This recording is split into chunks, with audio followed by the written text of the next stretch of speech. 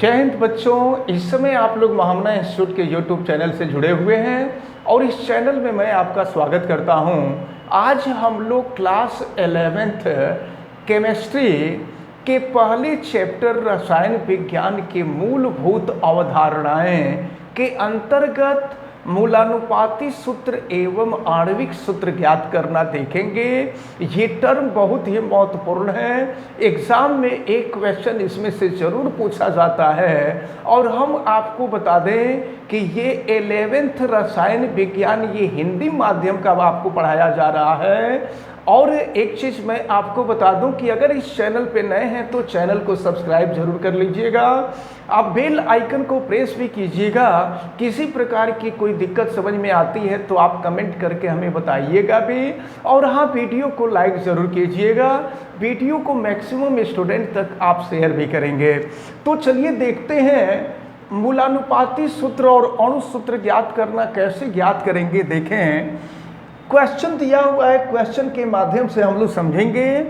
किसी कार्बनिक यौगिक में कार्बन, यहाँ पर हम सॉल्यूशन करेंगे। कार्बन दिया हुआ है 40% और हाइड्रोजन दिया हुआ है 6.6%। देखिए, प्रतिशत हमेशा 100 में होता है।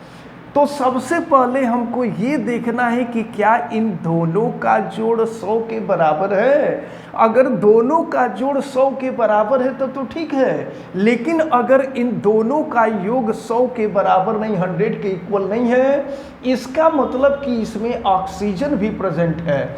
और जब ऑक्सीजन होता है तो ऑक्सीजन की प्रतिशत मात्रा ज्ञात करने के लिए हम कार्बन और हाइड्रोजन की दोनों प्रतिशत मात्रा को जोड़ करके जब 100 में से घटा देते हैं तो ऑक्सीजन की प्रतिशत मात्रा निकल जाएगी। तो यहाँ से ऑक्सीजन की प्रतिशत मात्रा हम निकालने के लिए 100 में से ये कार्बन की प्रतिशत मात्रा और हाइड्रोजन की प्रतिशत मात्रा जोड़ देंगे। तो ये ऑक्सीजन की प्रतिशत मात्रा ये 100 माइनस इसको जोड़ देंगे 46.67% हो जाएगा। और इसको माइनस कर दीजिए तो ये आपका 53.33% हो जाएगा। तो इसका मतलब ये हुआ कि इसमें ऑक्सीजन भी है। और सबसे पहले हम लोग मूलानुपाती सूत्र ज्ञात करेंगे, इसके बाद अणु सूत्र ज्ञात किया जाएगा। तो मूलानुपाती सूत्र ज्ञात करने के लिए हम यहाँ देखेंगे कि कौन कौन तत्व इसमें उपस्थित हैं। तत्व के बाद हम देखेंगे कि तत्व का परमाणु भार कितना है। और फिर इसके बाद देखा जाएगा कि प्रतिशतता कितनी दी गई है। और प्रतिशतता के बाद हम करते क्या हैं कि प्रतिशतता बटा में परमाणु भार निकालते हैं। इसके बाद ये सब स्टेप आप अच्छी तरह से दिमाग में रख के रहेंगे। प्रतिशतता और बटा में होता है परमाणु भार। और इसके बाद फिर हम निकालते हैं मोल अनुपात। यहाँ निकाला जाता है मोल अनुपात। और मोल अनुपात के बाद हम निकालते हैं पूर्णांक अनुपात। यहाँ पूर्णांक अनुपात होता है, यहाँ नीचे लिख दे रहा हूँ, पूर्णांक अनुपात होता है। और फिर हम इसको बड़ी सरलता से कर लेते हैं। तो चले देखें, सबसे पहले जो तत्व है वो कार्बन है। और आपको पता है कि कार्बन का परमाणु भार 12.01 होता है। और कार्बन की प्रतिशतता यहाँ दी गई है 40% दी गई है।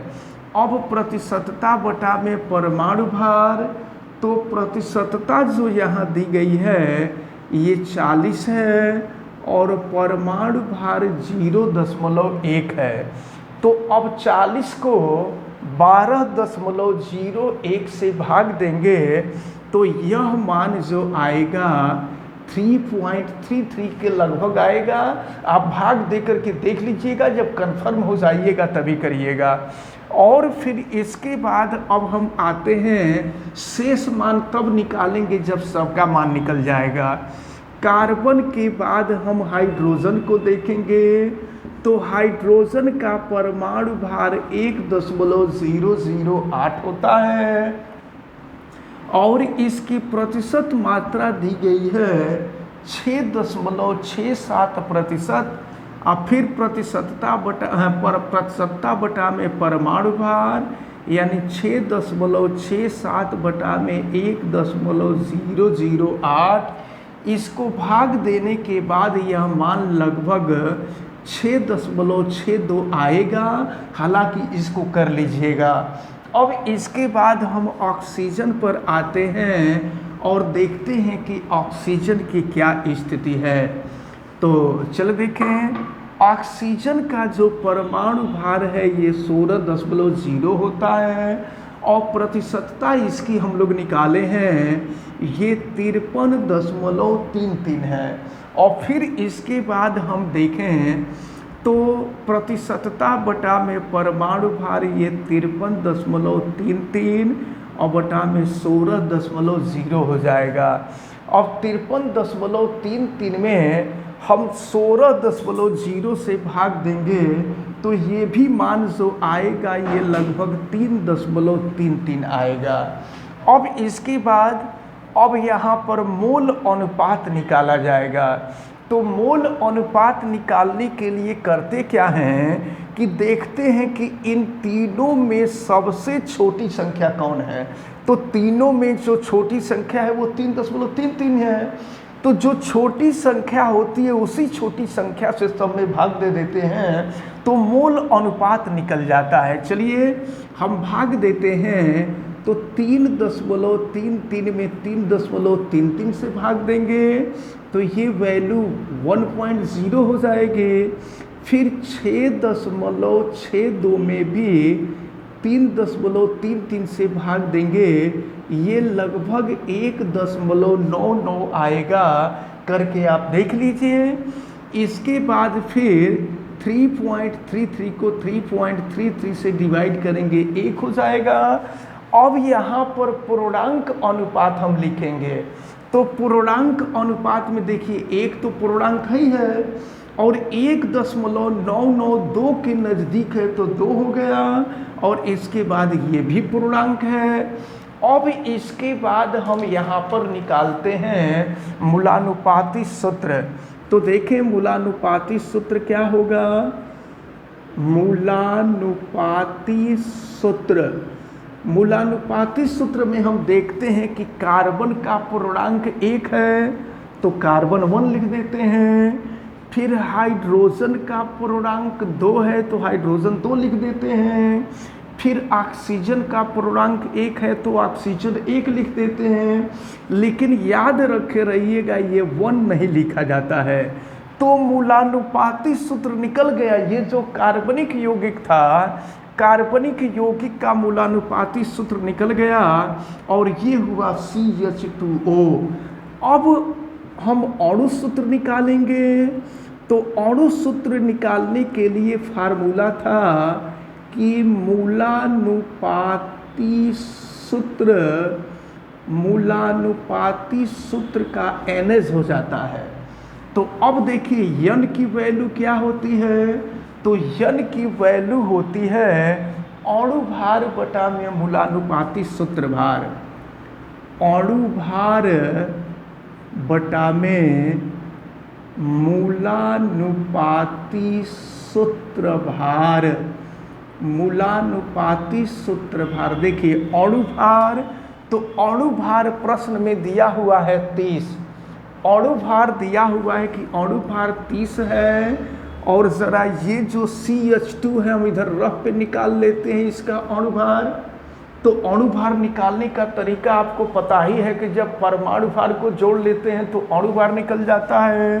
तो कार्बन का परमाणु भार 12, हाइड्रोजन का परमाणु भार 1, 2 है परमाणु है 2 से गुणा कर देंगे और ऑक्सीजन का परमाणु भार 16।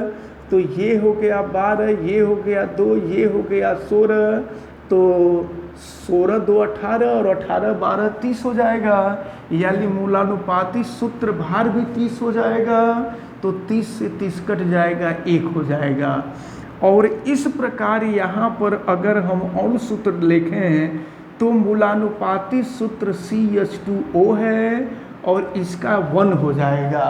अगर यहाँ पर 2 होता ना, अगर यहाँ 2 होता तो 2 से सब में गुणा कर देते, लेकिन 2 नहीं है, 1 है, तो 1 से गुणा करेंगे तो ये हो जाएगा CH2O।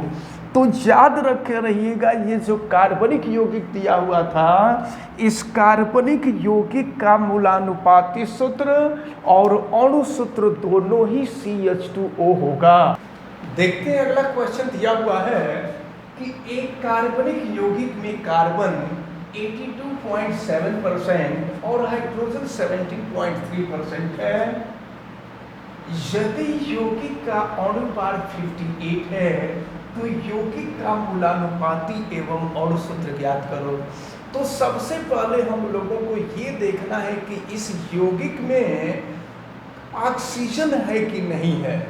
तो ऑक्सीजन की जानकारी तब होगी जब दोनों के प्रतिशत का जोड़ 100 से कम आएगा। और देख रहे हैं आप, देखिए ये 82.7 है और ये 70.3 है। इन दोनों को अगर हम ऐड करेंगे तो ये 100% हो जाएगा।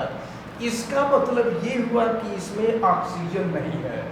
तो अब जो है हमको सीधी मूलानुपाती और अणु सूत्र निकालना है। तो इसके लिए हम यहाँ तत्व सबसे पहले देखेंगे, वही मेथड, और तत्व के बाद यहाँ परमाणु भार होगा और परमाणु भार के बाद प्रतिशतता होगा और फिर अगले स्टेप में प्रतिशतता बटा में परमाणु भार, प्रतिशतता बटा में प्रतिशतता बटा में परमाणु भार, और इसके बाद जो है मोल अनुपात होता है। यहाँ मोल अनुपात, मोल अनुपात, और इसके बाद अगले स्टेप में होता है पूर्णांक अनुपात। यहाँ होगा पूर्णांक अनुपात। चलिए देखते हैं। तो इसमें सबसे पहले जो तत्व है वो कार्बन है, और कार्बन का परमाणु भार आपको मालूम है 12.01 होता है, और इसकी प्रतिशतता जो दी गई है 82.7% दी गई है। अब प्रतिशतता बटा में परमाणु भार करेंगे, यानी 82.7/12.01 करेंगे, और इससे हम डिवाइड कर देंगे तो यह मान 6.89 के नजदीक आएगा। और फिर आगे बढ़ते हैं, हम आते हैं हाइड्रोजन पर। तो ये हाइड्रोजन है, हाइड्रोजन का परमाणु भार 1.008 होता है, और फिर इसकी प्रतिशतता आपको दी गई है 17.3%। फिर प्रतिशतता बटा में परमाणु भार हो जाएगा, तो प्रतिशतता 17.3 बटा में परमाणु भार 1.008 है, और इससे भाग देंगे ये लगभग 17.2 आएगा। अब मोल अनुपात ज्ञात करने के लिए करते क्या है कि इन दोनों में से जो छोटी राशि होती है उसी से सब में भाग दे देते हैं। तो इन दोनों में छोटी राशि 6.89 है, तो 6.89 से भाग दे देंगे 6.89 बटा में 6.89, यह मान 1 हो जाएगा। और फिर जो है अगर हम यहाँ देखें तो ये 17.2 बटा में 6.89, दोनों में जो छोटी राशि है उससे भाग देंगे तो ये हो जाएगा 2.50। अब देखिए 1 तो पूर्णांक के रूप में है, लेकिन ये 2.50 पूर्णांक के रूप में नहीं है। तो पूर्णांक रूप में करने के लिए दोनों में एक निश्चित संख्या से हम चाहें तो गुणा कर सकते हैं। तो अगर 2.5 में 2 से गुणा कर देंगे 5 हो जाएगा। तो अब इसमें एक निश्चित संख्या 2 से गुणा कर देते हैं तो ये 2 हो जाएगा और ये 5 हो जाएगा। अब यहाँ से हम मूलानुपाती सूत्र निकालेंगे और चलिए देखते हैं कि मूलानुपाती सूत्र क्या मिलता है। तो मूलानुपाती सूत्र यहाँ से आपको ज्ञात होता है। देखिए कार्बन का अनुपात 2 है तो C2 लिख देंगे और हाइड्रोजन का अनुपात 5 है C2H5 लिख देंगे। अब हमको निकालना है अणु सूत्र। तो अणु सूत्र के लिए फार्मूला आपको बताया गया था।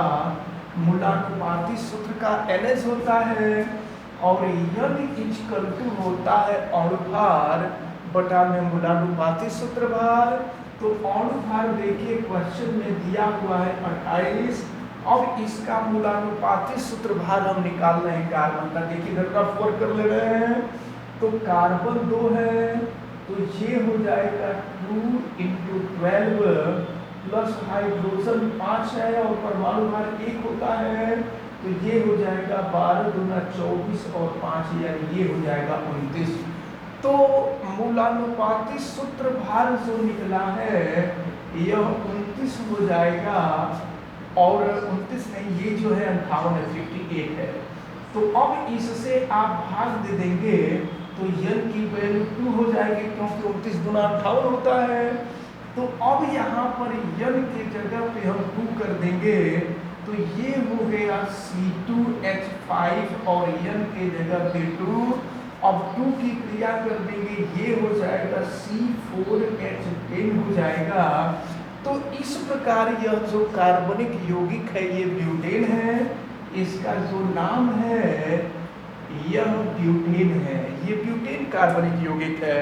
तो इस प्रकार जो है अगर कार्बनिक यौगिक दिया रहेगा तो कार्बनिक यौगिक का हम मूलानुपाती सूत्र और अणु सूत्र ज्ञात करेंगे। और हमें उम्मीद है कि आप सभी लोगों को अणु मूलानुपाती सूत्र और अणु सूत्र ज्ञात करना अच्छी तरह से समझ में आ गया होगा। आप वीडियो को लाइक जरूर कीजिएगा। अगर आप चैनल पे नए हैं तो चैनल को सब्सक्राइब भी कीजिएगा, बेल आइकन को प्रेस भी कीजिएगा। और अगर किसी प्रकार की कोई दिक्कत समझ में आती है तो आप कमेंट भी कीजिएगा और वीडियो को मैक्सिमम स्टूडेंट तक शेयर कीजिएगा। आप सभी लोगों का बहुत बहुत धन्यवाद। जय हिंद।